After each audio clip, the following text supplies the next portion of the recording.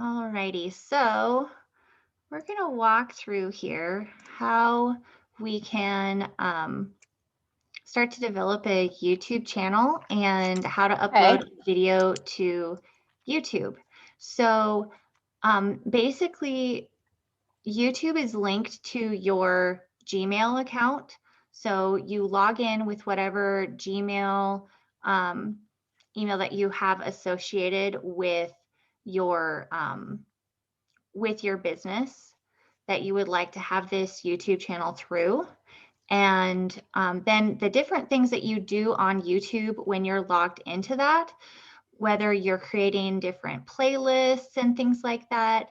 Me with doTERRA, I save some different doTERRA videos in like a doTERRA favorites playlist, or like with Zaya, you might save the like Brenda's different review videos for the new products and stuff, and you can modify those playlists at any time.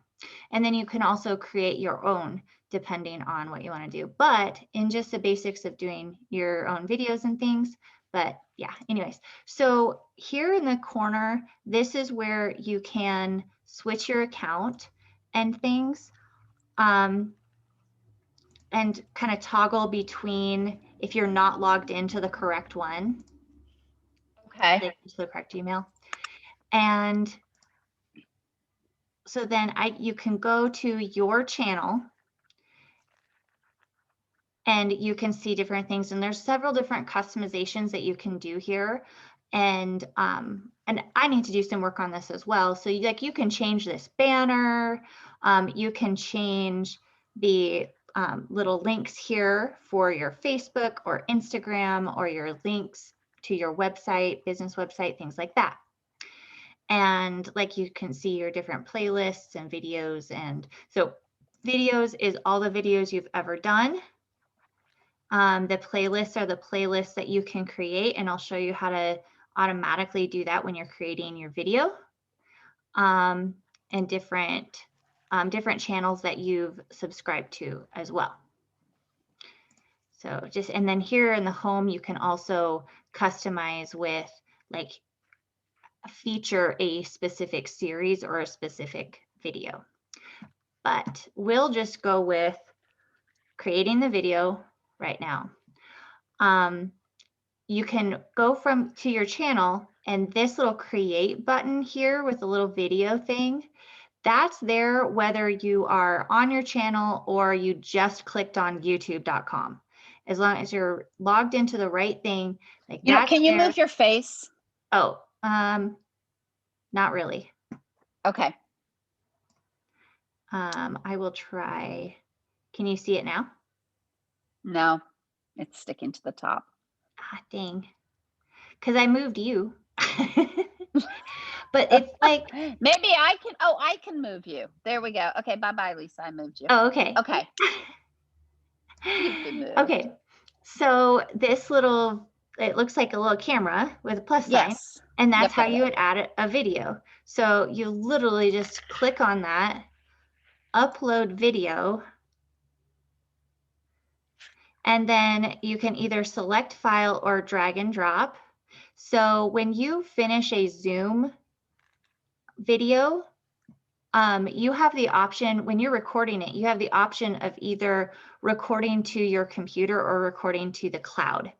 I always record to the computer because I don't want to use up that cloud space, and I know I'm going to upload it to YouTube anyways, and then it automatically is going to download to the computer.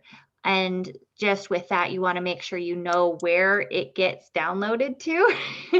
So I always make sure and select my file after my Zoom is done recording, so I know exactly where it is. So I'd pulled up my different class files here, and I'm not even sure which one this is, but I'm just going to take this, and it has to be the MP4. Okay, the MP4 in let's see, with Zoom, it has several different downloads. It has the MP4, the MP3, and the like AU something, which is just the audio. or is one, or is just the text? I can't remember exactly. Okay, but I see what you're saying. Yeah. But it has to be the MP4 because that's like the video. So I would just take that and drag and drop into there.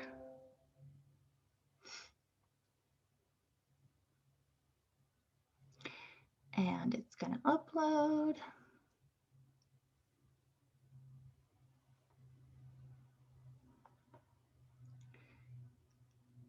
So now you can see it has, progress bar here of it uploading. It's going to upload it and then it's going to process it. It goes through 2 different processes. So example video to YouTube. Sure. But I mean, what you search for on YouTube. And so just think of your audience and what they would be searching for, and a lot of how-to things, how to do this, how to do that, best, whatever, right? And then you have your description in here. And in the description, you can also add links and things. So you could add purchase links to things in there. I'll add my link for, requesting a sample, or a link to, a specific kit that I might be talking about. And then once it's done processing, it will give you some examples of like that first screen. It's called the thumbnail. The thumbnail. Yeah, but you can upload your own. So you could take a picture that you really like, or create one in Canva or something like that, that would that goes really well, that's what you want them to see, and you would upload it there. And you just click on it and find the file and select it. So then here is where you have the playlist. You would select the playlist. And when you, hold on, scrolling down a bit. With the playlists, you can make a new playlist as well at any time. And your playlists can be public. So examples. Your playlist can be public, private, or unlisted. So a unlisted one, if you shared the link with them, or if you can share the playlist with people, but it's not searchable. Like people couldn't search for your playlist and it wouldn't automatically show up in your channel. Okay, a private one, that's only you. Only you can see that playlist. And then obviously a public one, anybody can view it at any time. It's searchable, things like that. So. Now, yeah. Can you save videos from Facebook? Do you know? Yeah. Okay. Yeah. So like where you save them, and then I have a doTERRA favorites. So yeah, like so when you from Facebook, you can save a video. Create saved videos on Facebook. Yeah, you can. I haven't tried saving it to like a YouTube. Usually they have a YouTube version of it. So I just find the YouTube version of it and save it to the favorites. So how long have you been using this? I started getting into it last year, started learning about it. And how has it gone? But what? How has it gone? Has it been lucrative? Has it made you any money, or is it just another thing to do? It's been a really great resource for my people, I feel like. Okay. Okay. Yeah. For your team or for your customers? Both. Okay. Because I have different training things on there. They help me with the video creation. So it's also, they're proud of it. They're sharing it out, and they're sending it to like their potential customers or their customers as well, and getting that education and empowering them with the knowledge they need to keep shifting their health in that direction. So I think there's always improvements, and like if they were better quality. If I'm wanting, I haven't put in the time yet to really learn more about video editing, to like add in words and things like that. I know it's not that hard. I just haven't taken the time to learn quite yet. Where So it's all captioned. yeah, where it has or captions or just like different titles and things and adding stuff. But anyways, so the other thing is you would select that it's not made for kids, because then otherwise there's like different restrictions on it, and it goes into like a thing that it's for kids, like like a kid YouTube type of thing, which you don't really want that. With the more options, you can add different tags and things. And this is kind of like your hashtags, except for it's not as, you don't do hashtags. You're just typing it, and it just helps viewers find your videos more. I didn't learn about this till recently. So I kind of picture this sort of like your hashtags, like I was saying, and it's just, helps people find them.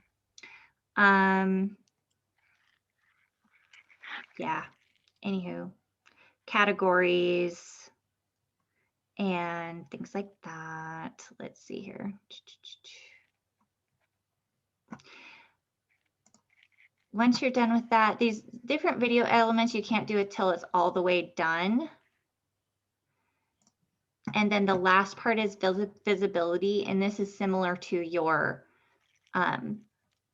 to those playlists in regards to visibility. So private, only you and people you choose can watch your video. So you can actually like type in email addresses and send that to them, like their authorized viewers. Unlisted, anyone with the video link can watch your video, but it's not searchable. And public, everyone can watch the video. It's searchable, those type of things. I haven't tried like scheduling or set as an instant premiere. I haven't tried doing that. So, but it's an option. How do you set yours to which parameter for searchability? You just select it. But so what one is the one you go with? What's that? Which one do you choose personally? I typically go public. Okay. So that my team can find it, and it's going to be in the playlist and seeable and all that sort of thing. But for the for some of the team training where it's not necessarily for everybody, I'll sometimes do unlisted. But you haven't had any weird anything on the public ones? Yeah, I've had some people like on my chemistry or my essential oils for teachers, like oil chemistry one, I had some guy go on there and start to try to like debate with me that essential oils are like all dangerous and stuff like that. And I'm a very nice human.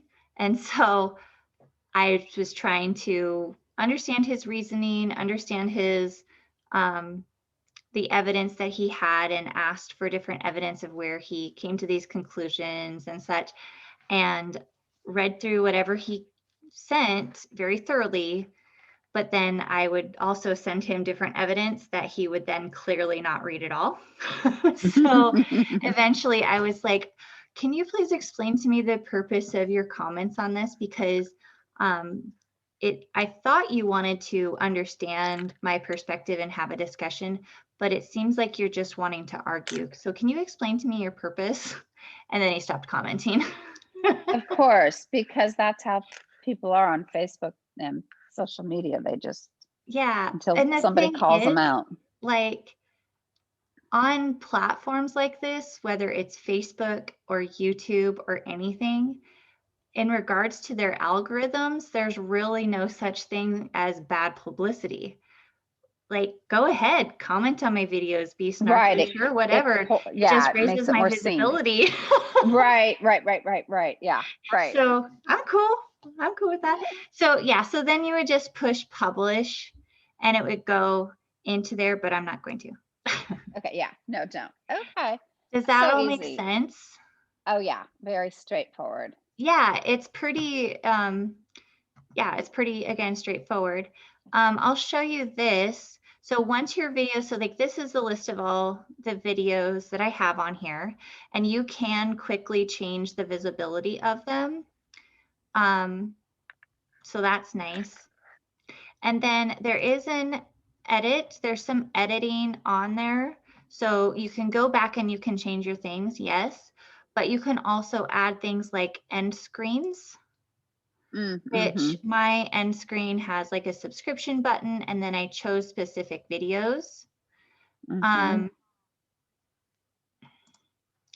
And let's see.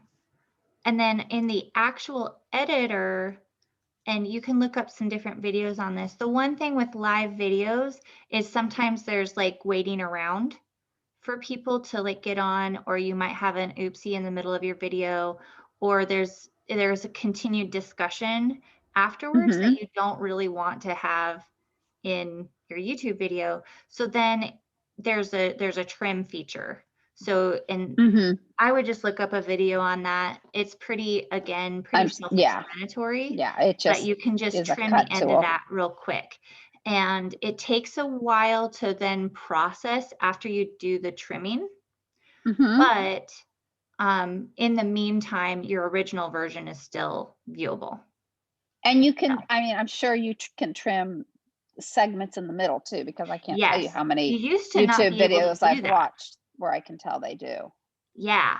And you used to not be able to do that on the editor within YouTube, but YouTube has changed it pretty recently to where you can not only, you can trim the end, yes, and you can trim the beginning and the end, but yes, you can trim out segments in the middle as well.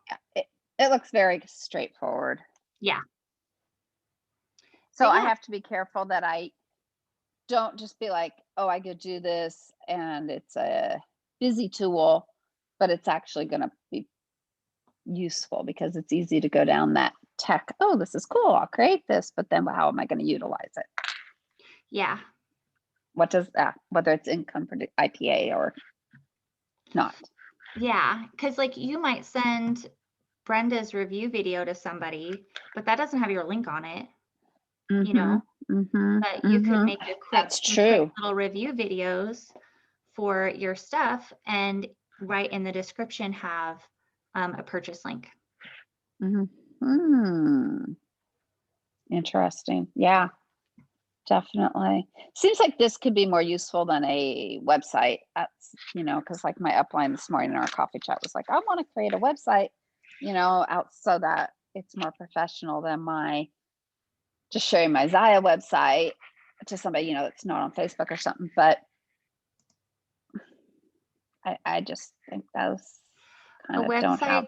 It's a lot of work. Oh, I know. Yeah. No, this is much more straightforward, and then you can direct them, and then they can sort of just like let the next video play and the next video will play, and yeah. And so I am currently creating a website because my goal is to be a diamond by the end of the year. And so typically in doTERRA, they're saying by the time you're diamond, you want to have a website. Like that's about the time where you start to have a website, because you're drawing traffic there, you know, and you're leading a group. And in my situation, I'm actually not a qualifier for anybody.